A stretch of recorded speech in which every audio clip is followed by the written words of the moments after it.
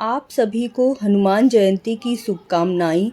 चैत्र पूर्णिमा पर विशेष रूप से विष्णु भगवान की पूजा की जाती है। आपके और आपके परिवार पर हनुमान जी की और विष्णु भगवान की कृपा हमेशा ही बनी रहे। ये आप आवाज़ सुन रहे हैं ना, मंदिरों में हनुमान जन्मोत्सव शुरू भी हो गया है। तो एक बार जय बालाजी महाराज का नारा कमेंट में ज़रूर लगा दीजिएगा। आज हम विशेष रूप से चैत्र पूर्णिमा की कथा और चैत्र पूर्णिमा के बारे में जानेंगे। हनुमान जन्मोत्सव की मैंने पूरी वीडियो डाली हुई है, तो जाकर ज़रूर ही देखिएगा। उपाय कौन कौन से करने हैं वो भी ज़रूर देखिएगा। आपसे एक निवेदन है कि यदि अभी तक चैनल को सब्सक्राइब नहीं किया है तो ज़रूर कर लीजिएगा और बेल आइकन ज़रूर दबाइएगा। और आप पहले से ही मुझसे जुड़े हुए हैं तो आपका बहुत बहुत आभार। हिंदी कैलेंडर के अनुसार प्रत्येक माह के अंतिम दिन में पूर्णिमा तिथि होती है। अभी चैत्र का महीना चल रहा है। इस माह की पूर्णिमा को चैत्र पूर्णिमा मनाई जाएगी।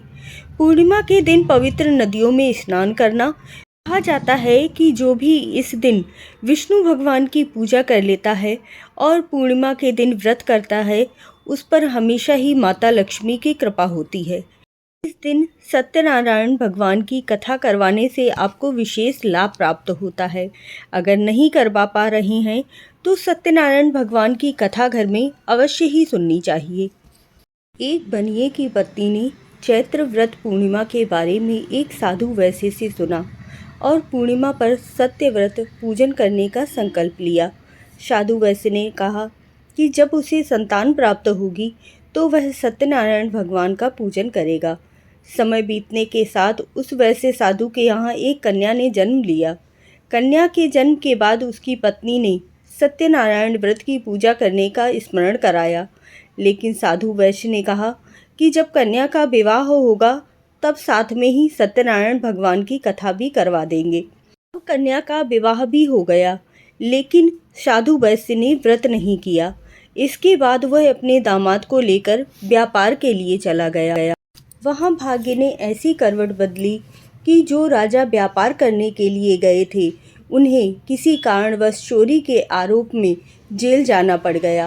राजा चंद्रकेत ने दामाद और उस वैश्य दोनों को ही कारागार में डाल दिया। साधु वैश्य के घर में दाने दाने की मोहताजी छा गई।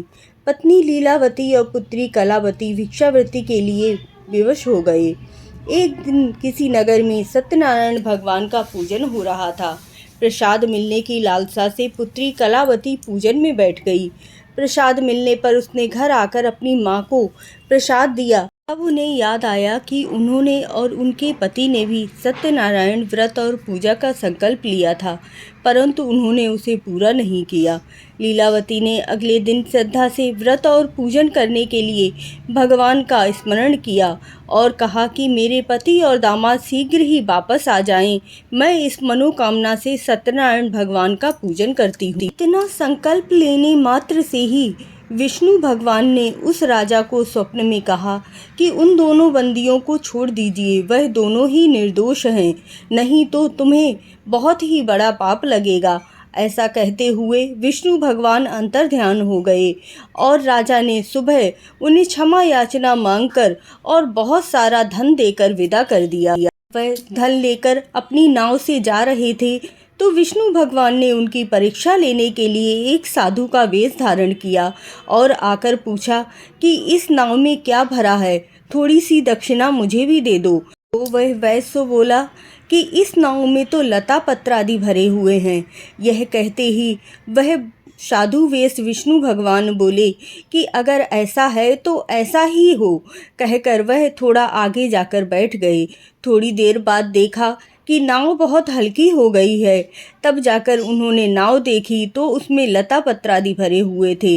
उनके दामाद ने कहा कि आपने उन साधु महात्मा से झूठ बोला है, इसीलिए हमारा पूरा धन समाप्त हो गया है।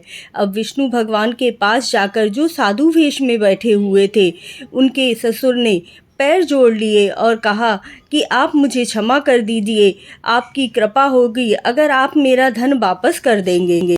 भगवान ने उन्हें क्षमा कर दिया और पूरा धन उनका वापस आ गया।